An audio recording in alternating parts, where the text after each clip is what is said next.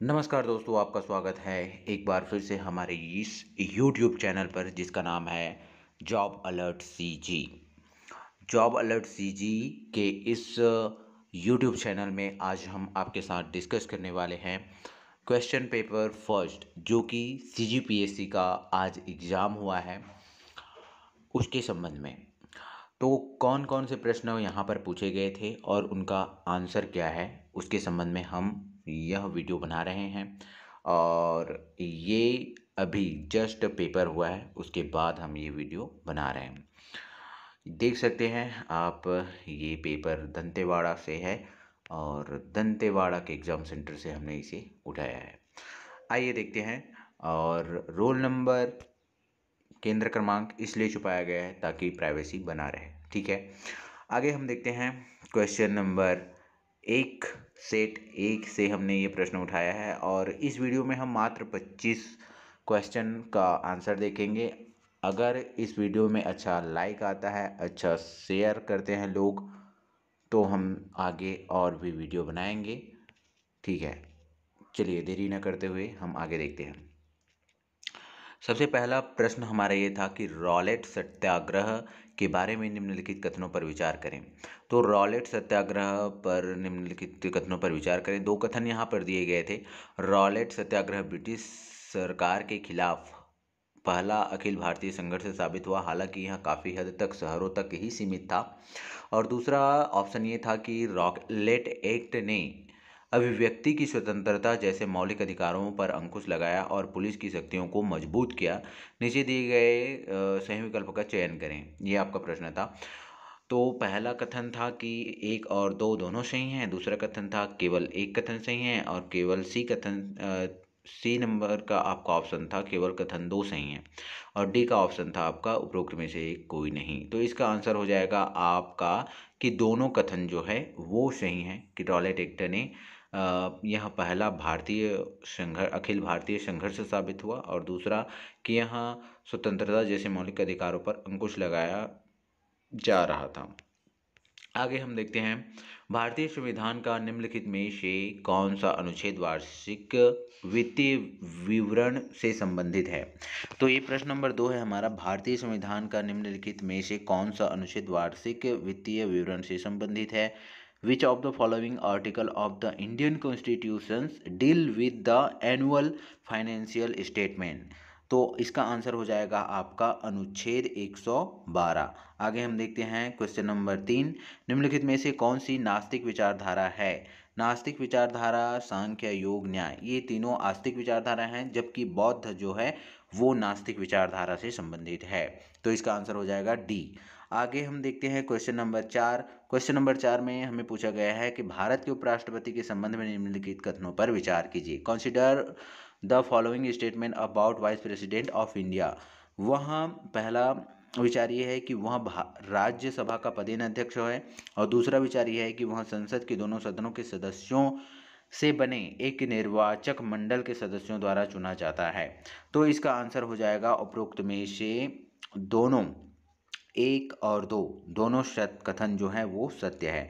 आगे हम देखते हैं प्रश्न नंबर 5, जिसमें पूछा गया है कि जमीन से वायुमंडल के शीर्ष तक हवा के एक स्तंभ में ओजोन की मोटाई को खाली स्थान के रूप में मापा जाता है। तो इसको मापा जाता है डॉप्सन इकाई के द्वारा, डी यू से इसे जानते हैं। आगे हम देखते हैं प्रश्न नंबर 6। प्रश्न नंबर 6 में क्या बोला गया है कि भारत में 12वीं पंचवर्षीय योजना की अवधि क्या थी। तो भारत में जो है 12वीं पंचवर्षीय योजना की अवधि 2012 से 2017 थी। ये आपका सही आंसर है सी। आगे हम देखते हैं क्वेश्चन नंबर 7। क्वेश्चन नंबर 7 में माजुली विश्व का सबसे बड़ा आबाद नदी द्वीप है, जिसका निर्माण किसके द्वारा हुआ था। तो किसके द्वारा हुआ था, ये ब्रह्मपुत्र नदी। माजुली विश्व का सबसे बड़ा आबाद नदी द्वीप है, जिसका निर्माण किसके द्वारा हुआ था, ब्रह्मपुत्र नदी के द्वारा हुआ था। इसका आंसर हो जाएगा आपका सी। आगे हम देखते हैं क्वेश्चन नंबर 8। क्वेश्चन नंबर 8 में क्या कहा गया है, मध्ययुगीन भारत के संदर्भ में SARAIS शब्द का अर्थ क्या है। तो इसका जो आंसर है वो इस प्रश्न पत्र में नहीं दिया गया है। धार्मिक स्थान को दी गई भूमि और किसानों पर लगाए गए कर और एक स्थान जिसका उद्देश्य भारतीय विदेश यात्रियों, तीर्थयात्रियों, व्यापारियों आदि को अस्थायी आवास प्रदान करना। तो ये मुख्यतः जो SARAIS है वो व्यापारियों के संबंध में, व्यापारियों से कर के संबंध में था ये नियम मध्ययुगीन भारत में। इस शब्द का अर्थ था कि व्यापारियों के संबंध में था, लेकिन आवास के लिए नहीं था, ठीक है, कर के संबंध में था। आगे हम देखते हैं प्रश्न नंबर 9। प्रश्न नंबर 9 में पूछा गया है कि इसरो के चंद्रयान 3 के बारे में निम्नलिखित में से कौन सा कथन सत्य है। तो इसमें से कौन सा कथन सत्य है? चंद्रयान 3 एक छोर से दूसरे छोर पर सुरक्षित रूप से उतरने और चंद्रमा के तल पर घूमने के लिए क्षमता का प्रदर्शन करने के लिए चंद्रयान 2 का अनुवर्ती था। ये बिल्कुल सही बात है। दूसरा कथन ये है कि इसे प्रक्षेपास्त्र LVM-3 द्वारा प्रक्षेपित किया गया, ये भी सही है। तो इसका आंसर हो जाएगा आपका सी, दोनों 1 और 2। प्रश्न नंबर 10 है। प्रश्न नंबर 10 में क्या कहा गया है कि निम्नलिखित में से कौन सा आधुनिक भारतीय इतिहास में घटनाओं के सही कालानुक्रमिक क्रम को इंगित करता है।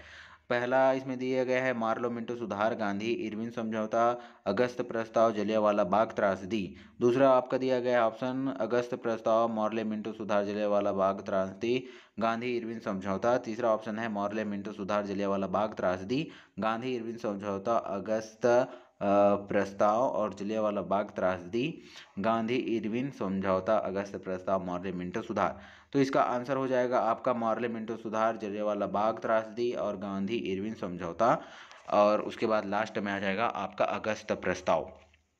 इसका आंसर हो जाएगा आपका सी। प्रश्न नंबर 10 का आंसर सी। आगे हम देखते हैं प्रश्न नंबर 11। ग्रेफाइट और हीरा मूलतः खालिस्तान के परमाणुओं से बने होते हैं। ये एकदम सरल क्वेश्चन है। प्रश्न नंबर 11 का आंसर है आपका बी, जो कि है कार्बन। ग्रेफाइट और हीरा जो है मूलतः कार्बन के परमाणुओं से बने होते हैं। आगे हम देखते हैं प्रश्न नंबर 12। निम्नलिखित कथनों पर विचार करें और नीचे दिए गए सही विकल्प चुनें। तो इसमें आपका प्रश्न पहला ऑप्शन है कि प्लास्टिक कचरे से प्राप्त ईंधन की ऑक्टेन रेटिंग कम होती है। प्रश्न नंबर दूसरा का कथन है कि ऑक्टेन संख्या दूसरा कथन यह है कि ऑक्टेन संख्या जितनी कम होगी विस्फोट के बिना संपीड़न झेलने की ईंधन की क्षमता उतनी ही अधिक होगी। तो प्रश्न नंबर 12 ये आपके दोनों जो कथन हैं वो सही नहीं है। तो इसका आंसर हो जाएगा सी ऑप्शन इसका आंसर हो जाएगा। प्रश्न नंबर 12 का ऑप्शन सी सही है। कथन 1 और 2 दोनों सही नहीं हैं। प्रश्न नंबर 13 है कि हिमालय की सबसे बाहरी श्रृंखला को क्या कहा जाता है। The outer most range of the Himalaya is called edge. तो वो कहा जाता है शिवालिक। आगे हम देखते हैं कि इसरो द्वारा हाल ही में शुरू किए गए एक्सपोसेट यानी कि एक्सरे पोलारीमीटर मेटेलाइट के बारे में निम्नलिखित कथनों पर विचार करें। पहला कथन क्या है कि यह चरम स्थिति में चमकदार खगोलीय एक्सरे स्रोतों की विभिन्न गतियों का अध्ययन करने वाला भारत का पहला समर्पित पोलारीमेट्री मिशन है। और दूसरा ये है कि अंतरिक्ष यान पृथ्वी की निचली कक्षा में 2 वैज्ञानिक एक पेलोड ले जाएगा। तो इसका आंसर हो जाएगा आपका दोनों सही आंसर है, दोनों कथन सही हैं। तो इस प्रकार से क्वेश्चन नंबर 14 का आंसर हो जाएगा आपका सी, 1 और 2 दोनों सही हैं। प्रश्न नंबर 18 का प्रश्न है कि स्कर्वी एक बीमारी है, खालिस्तान की कमी के कारण होता है। तो यह भी एक सरल प्रश्न है आपका। विटामिन सी की कमी से आपका स्कर्वी नाम की जो बीमारी है वो होता है। Scurvy is a disease causes by the deficiency of. तो वो विटामिन सी की कमी के कारण होता है और इसका आंसर भी आपका सी ऑप्शन ही है। आगे हम देखते हैं कि प्रश्न नंबर 16 में पूछा गया है। तो प्रश्न नंबर 16 में पूछा गया है भारतीय राष्ट्रीय कांग्रेस INC की स्थापना के बारे में निम्नलिखित में से कौन सा या कौन से कथन सही हैं। तो इसका जो कथन है, पहला कथन है वो है भारतीय राष्ट्रीय कांग्रेस INC का गठन 1885 में हुआ था। दूसरा कथन ये है कि भारतीय राष्ट्रीय कांग्रेस INC के पहले अध्यक्ष व्योमेश चंद्र बनर्जी थे। तो इसका आंसर हो जाएगा आपका सी, दोनों ऑप्शन सही हैं कि इसका स्थापना 1885 में हुआ था और व्योमेश चंद्र बनर्जी इसके पहले अध्यक्ष थे। आगे हम देखते हैं प्रश्न नंबर 17। प्रश्न नंबर 17 में कहा गया है कि फातिमा बीवी जिनका हाल ही में निधन हो गया वह भारत की पहली महिला हैं। तो वह कौन सी पहली महिला है? वह पहली महिला है जो सर्वोच्च न्यायालय के प्रथम महिला न्यायाधीश रही हैं। ठीक है, सर्वोच्च न्यायालय की प्रथम महिला न्यायाधीश रही हैं, तो ऑप्शन बी आपका सही हो जाएगा। प्रश्न नंबर 18 की बात करें तो राष्ट्रीय आय जिसको बोलते हैं एनआई शॉर्टकट में का जो सूत्र क्या है, तो इसका सूत्र हो जाएगा आपका बाजार मूल्य पर एनएनपी प्रत्यक्ष कर माइनस आपका हो जाएगा सब्सिडी। ठीक है, तो इसका आंसर हो जाएगा indirect taxes minus subsidies. Answer गलत भी हो सकता है, तो कृपया थोड़ा सा और रिचेक करके भी देख सकते हैं, लेकिन फिलहाल मैंने चेक कर लिया है तो इसके अनुसार ये सही होना चाहिए। आगे हम देखते हैं प्रश्न नंबर 19। जापान ओपन 2023 पुरुष एकल का खिताब किस बैडमिंटन खिलाड़ी ने जीता, तो इसका आंसर हो जाएगा जोनाथन क्रिस्टी। जोनाथन क्रिस्टी इसका आंसर है, ऑप्शन बी आपका सही उत्तर होगा प्रश्न नंबर 19 का। आगे हम देखते हैं प्रश्न नंबर 20 का ऑप्शन। तो प्रश्न नंबर 20 में पूछा गया है भारत छोड़ो आंदोलन वर्ष खालिस्तान से शुरू किया गया था, तो इसका आंसर हो जाएगा आपका 1942 में यह शुरू किया गया था भारत छोड़ो आंदोलन, और ऑप्शन नंबर ए इसका सही उत्तर है। आगे हम देखते हैं प्रश्न नंबर 21। जैन दर्शन के संबंध में निम्नलिखित कथनों पर विचार करें, तो जैन दर्शन के संबंध में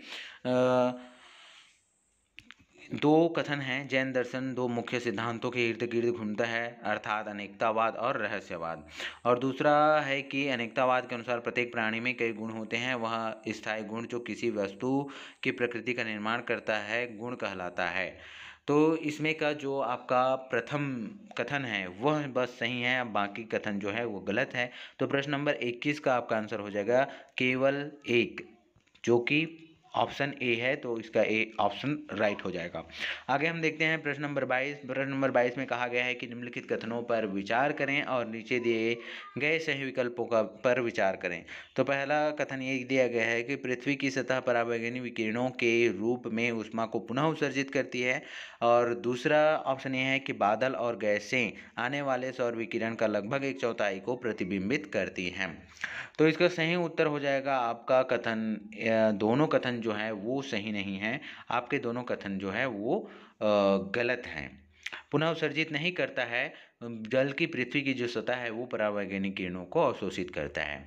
और आगे हम देखते हैं प्रश्न नंबर 23। प्रश्न नंबर 23 का आपका प्रश्न है कि भारत के सर्वोच्च न्यायालय में सरकार का मुख्य विधिक सलाहकार और इसका प्राथमिक अधिवक्ता कौन है। तो इसमें से आपका कोई भी आंसर जो है वह सही नहीं है, आगे इसका उत्तर हो जाएगा आपका डी। आगे हम देखते हैं प्रश्न नंबर 24। प्रश्न नंबर 24 में पूछा गया है कि निम्नलिखित कथनों पर विचार करें और नीचे दिए गए सही विकल्प का चुनें।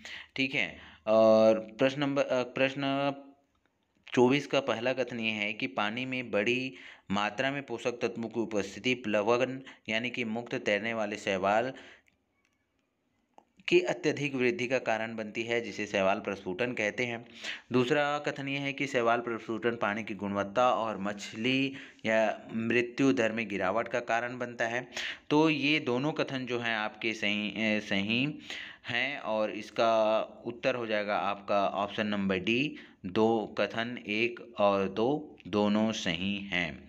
प्रश्न नंबर 24 का उत्तर हो जाएगा आपका डी, कथन 1 और 2 दोनों सही हैं।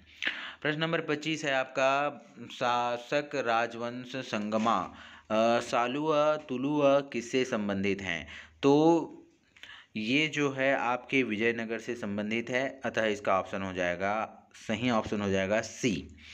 आगे हम देखते हैं प्रश्न नंबर 26। प्रश्न नंबर 26 में पूछा गया है कि भौतिकी में नोबेल पुरस्कार 2023 प्रदान किया गया।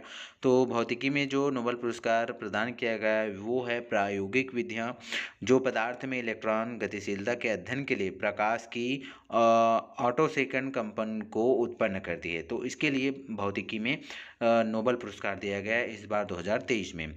और आगे हम और वीडियो बनाएंगे इसके संबंध में, यदि चाहिए तो कमेंट में लिख दीजिए यस, या और वीडियो को लाइक कर दीजिए, अपने दोस्तों के साथ शेयर कर दीजिए जो इसको देखकर अपना आंसर मिलाना चाहते हों।